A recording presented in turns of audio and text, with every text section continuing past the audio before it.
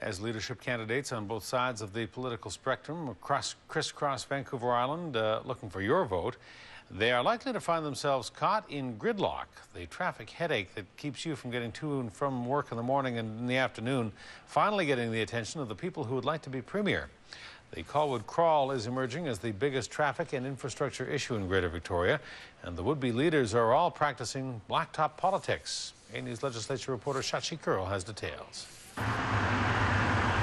They say all politics is local, and you might argue nothing is more local or political than detangling the South Island's traffic snarl. With the Colwood crawl slowing to a stall, politicians are hitting the accelerator with promises to speed up and smooth out traffic problems. I do think that personal individual leadership can make a difference on determining what is the way to go forward. And one of the things I'm good at is making decisions and moving projects forward. The latest round started this week with former Transportation Minister Kevin Falcon saying he'll look at any and all options to get vehicles rolling. That includes an overpass where the Trans-Canada Highway meets Mackenzie and commuter rail along the ENN line, a concept Falcon was less willing to drive forward in the past. I'm not saying to the public that this is even a great idea at this point. I'm saying let's do our homework so that we can understand whether there's the ridership, what the cost would be, whether that would be a benefit for the island or not. So what's changed? Falcon says the province will have more money to spend on infrastructure that it didn't have before.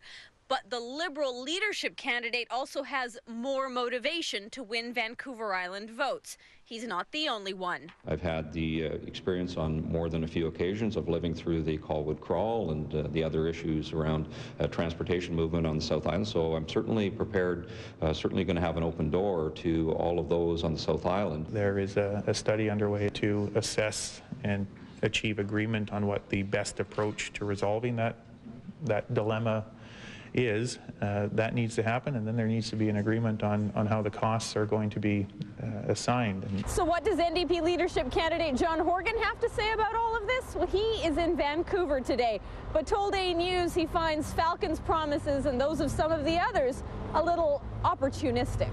That's because the MLA for Juan de Fuca has been a perpetually squeaky wheel on this issue. His NDP leadership rival, Adrian Dix, says the money for sustainable transportation infrastructure should come from the carbon tax. So that's what we have to be looking at, and I know that John's been an advocate of that for a long time. Perhaps drivers shouldn't honk their horns too loud yet. After all, talk is cheap, and fixing this will cost millions. In Victoria, Shachi Kurl, A News.